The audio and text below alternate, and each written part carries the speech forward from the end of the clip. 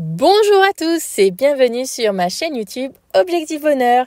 Je vous retrouve aujourd'hui pour un nouveau podcast qui va être en lien avec Instagram. J'ai lancé un challenge sur l'année 2024 pour désencombrer vos maisons, vos logements. Et le mois de janvier, c'est focus sur la pièce de vie. Vous m'avez demandé un podcast pour vous motiver, vous booster et c'est ce que je fais exactement ici. Et je vais pouvoir aussi vous donner toutes les astuces qui vont vous aider à désencombrer votre pièce de vie.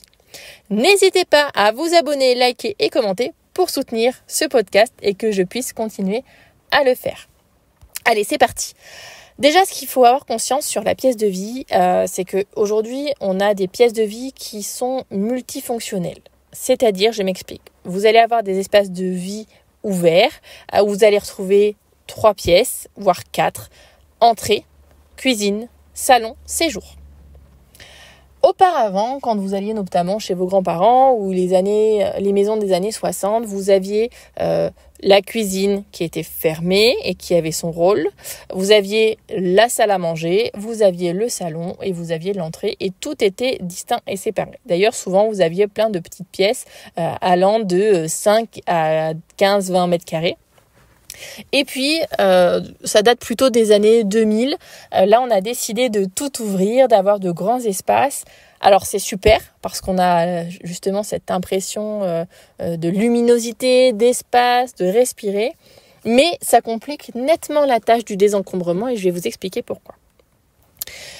Dans le minimalisme, le désencombrement, tous les ouvrages que j'ai pu lire ou les formations que j'ai faites, en fait, on nous explique qu'une pièce ne doit pas avoir trop de fonctions. Je m'explique. Par exemple, la cuisine.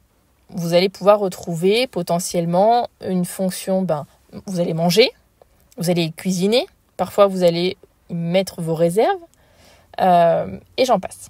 Voilà. Et en fait, on nous dit il faut 1 à 2 fonctions par pièce pour réussir à ne pas avoir une maison trop encombrée. Et c'est là que le bât blesse. En fait, quand vous prenez vos pièces de vie, aujourd'hui, donc si vous avez donc votre entrée, cuisine, salon, séjour, voilà toutes les fonctions que vous allez avoir. Vous allez déjà avoir une partie dressing vide-poche au niveau de l'entrée, forcément. Donc vous allez stocker à minima vos vêtements d'extérieur. Donc vos vêtements d'extérieur, ça va être manteau, chaussures. Parfois même, vous allez avoir des meubles dans votre entrée où vous allez stocker vos papiers. Donc il va y avoir un espace bureau. Vous allez ensuite avoir l'espace cuisine où vous allez manger, cuisiner, avoir vos réserves de nourriture. Vous allez également avoir des espaces de rangement pour votre vaisselle. Vous allez parfois aussi avoir tout ce qui est produits d'entretien. Vous allez peut-être aussi avoir votre machine à laver, donc un espace buanderie. Vous allez aussi avoir donc votre espace séjour, salle à manger, vous allez dîner. Vous allez ensuite avoir votre espace salon où vous allez avoir cet espace de détente, l'espace TV, l'espace peut-être de jeu pour les enfants, peut-être aussi un espace bibliothèque, un espace aussi DVD, vidéo. Voilà. Donc là, on se rend bien compte qu'on a plus d'une dizaine, voire une quinzaine de fonctions dans un même espace. Et forcément, c'est obligé, ça finit par déborder. Et donc, c'est avec cette prise de conscience-là qu'il faut vous dire, ok, qu'est-ce que je fais dans cette pièce de vie ? Et donc là, vous allez prendre un stylo et noter absolument tout ce que vous avez comme fonction dans cette pièce de vie. Peut-être même que certains auront l'espace bureau parce qu'ils télétravaillent dans cette pièce de vie. Mais en tout cas, c'est important d'en prendre conscience et du coup de se dire, dans mon désencombrement et mon réagencement de l'ensemble de la maison, peut-être que ces fonctions-là se retrouvent dans d'autres pièces et auquel cas, je vais pouvoir les regrouper. Je sais que j'ai fait cet accompagnement avec certaines d'entre vous, pour ceux et celles qui me suivent sur Instagram. Et c'est vrai que c'est quelque chose qui est très très souvent ressorti. C'est une des causes principales de l'encombrement. Et cette prise de conscience vraiment va vous aider pour la suite. Allez, maintenant on se concentre sur comment désencombrer. Donc on va faire ça en plusieurs espaces pour suivre un peu les publications que j'ai fait sur Instagram. Et donc, on va commencer par l'entrée. L'entrée, souvent, on a un espace dressing qui peut être un espace bazar. on connaît tous. Et là, ce que je vais vous demander de ce à quoi vous allez réfléchir, Ça va être donc, si vous avez un placard où vous mettez vos chaussures, combien de paires de chaussures vous avez? Si vous avez une famille, combien de paires de chaussures par personne il est nécessaire de garder dans ce placard? Je m'explique. Admettons, on est l'hiver. Peut-être que vous allez y retrouver vos après-ski, des paires de baskets, 2, 3, 4. Des fois, j'ai vu des nombres de paires de baskets par personne impressionnants. Des bottes de pluie, vos chaussons. Voilà. Donc là, on peut très vite arriver à une vingtaine, une trentaine de paires de chaussures. Voilà comment je fonctionne. Après, charge à chacun de réfléchir aux quantités et à ce que vous devez posséder. Pour mes enfants, c'est 1 à 2 paires de baskets maximum par enfant. Parce que déjà, ils grandissent très vite en taille. Et en fait, je trouve que sinon, les chaussures, en fait, on les usait pas, quoi. Et donc, en général, j'ai 1 paire de baskets plutôt pour le week-end, pour sortir, et 1 paire de baskets qu'ils prennent à l'école, parce que clairement, quand ils reviennent de l'école, dès le premier jour, les chaussures sont abîmées. Pour ma part, j'ai 1 paire de baskets et 1 paire de chaussures plutôt de ville. Et ensuite, mon conjoint, il a 1 à 2 paires de baskets aussi. Et ensuite, on a aussi nos baskets pour aller courir. Donc en tout, on est à environ une dizaine de paires de chaussures pour toute la famille. Personnellement, j'ai pas forcément de paires de bottes pour mes enfants. J'en achète si vraiment ils ont une sortie qui nécessite cela. Mais j'estime qu'on n'a pas forcément besoin d'une paire de bottes, une paire d'après-ski ou voilà. C'est vraiment si je vais en avoir besoin, auquel cas j'irai en acheter ou je me fournirai d'occasion. Mais en tout cas, je n'achète pas à chaque saison d'hiver baskets, chaussures d'après-ski, bottes de pluie, etc. Non. Surtout quand on voit le réchauffement climatique, on a de moins en moins de neige. Bon, voilà, on peut faire clairement sans. Donc une fois que vous aurez réfléchi aux quantités, vous allez aussi réfléchir à la juste place des choses. Par exemple, là vous pouvez aller voir sur les photos que j'ai mis sur la vidéo. Moi dans mon dressing, je vais avoir une partie donc chaussures, une partie un peu vide-poche dans les tiroirs et une partie où je vais stocker mes papiers administratifs. Et de l'autre côté, je vais avoir la partie manteau, veste, etc. Par exemple, je me suis posé la question à un moment donné si les papiers, je ne pouvais pas les mettre ailleurs. Bon, finalement, je n'ai pas forcément de rangement adapté, mais si vous avez un bureau, ça peut être aussi de regrouper tout au niveau du bureau. À un moment donné aussi, j'avais mis des jeux de société dans ce meuble parce que c'est vrai qu'on joue souvent dans la pièce de vie et je m'étais dit c'est plus pratique. Sauf que du coup, j'avais des jouets dans ma pièce de vie, j'avais des jouets dans le bureau, j'avais des jouets dans la chambre des enfants, enfin dans les chambres des enfants. Donc voilà, là aussi ça m'éparpillait et donc j'ai tout regroupé dans la chambre des enfants et comme ça je n'ai plus de jouets qui traînent dans ma pièce de vie. Voilà, c'est tout ça qu'il faut envisager, à quoi il faut réfléchir. Et puis la dernière chose à laquelle il faut réfléchir pour ces fameux placards d'entrée dans la pièce de vie, ça va être le rangement. Est-ce que le rangement est adapté ?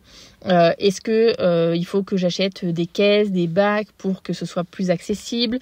Est-ce que par exemple, vous pouvez le voir tout en haut, c'est mes papier archivé, voilà, j'ai besoin de caisses de rangement, voilà, où j'ai pas forcément besoin d'accéder, mais en tout cas quand j'ai besoin d'y accéder, que ce soit vraiment complètement fermé et puis je puisse tout prendre d'un coup. Voilà. Donc ça c'est pour la partie placard d'entrée, dressing, etc. Ensuite on va avoir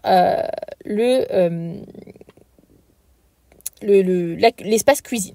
Donc l'espace cuisine, donc là je vous ai pris l'exemple d'un tiroir de rangement dans ma cuisine où je stocke notamment mes tupperwares, mes boîtes en plastique. Donc là clairement, qu'est-ce qu'il faut faire ? Déjà toutes les boîtes auxquelles vous n'avez pas de couvercle, les enlever. Toutes les boîtes que vous n'avez pas utilisées depuis plus d'1 année, c'est que vous n'en avez pas besoin, vous ne vous en servez pas, donc pareil, on ne garde pas. C'est de réfléchir aux quantités. Sur une semaine, combien de boîtes en plastique je vais utiliser ? Ça va être également de se dire, est-ce que cette boîte est pratique ? Est-ce qu'elles s'emboîtent les unes dans les autres ? Et auquel cas, je peux avoir un bon rangement efficace.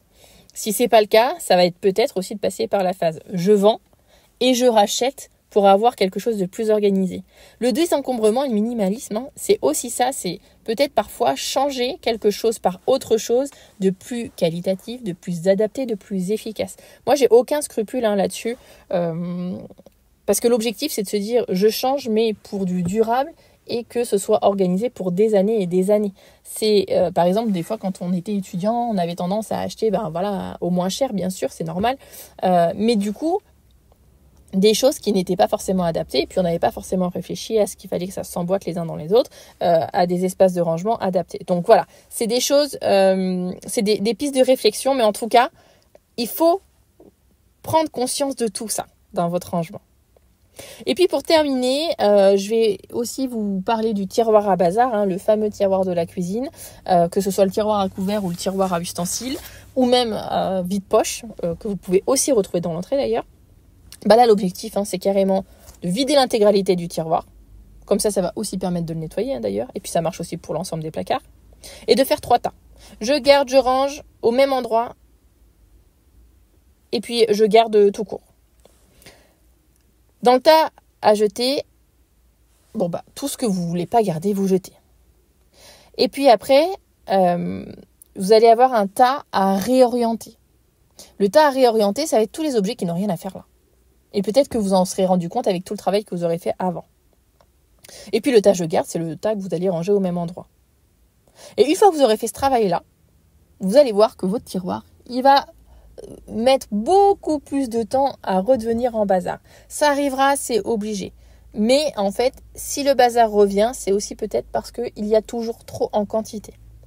Pour sortir du bazar et réussir à désencombrer durablement, c'est vraiment sur les quantités qu'il faut travailler. Il faut que vous passiez à l'action.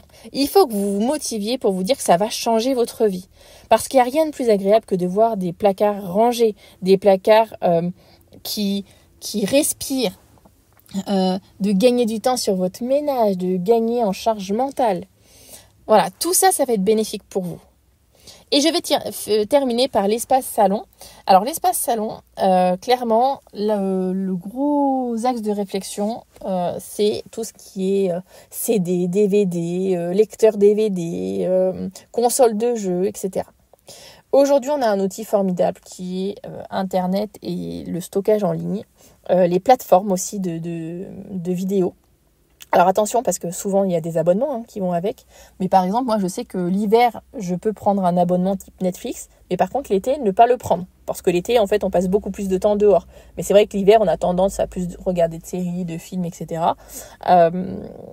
Et du coup, en fait, le fait de passer au numérique, en fait, moi, j'ai plus aucun DVD chez moi. Je n'ai plus de lecteur DVD.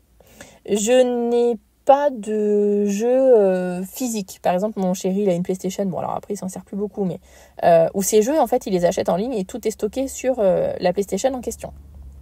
Et en fait, ça, je peux vous dire que ça vous fait gagner une place de fou.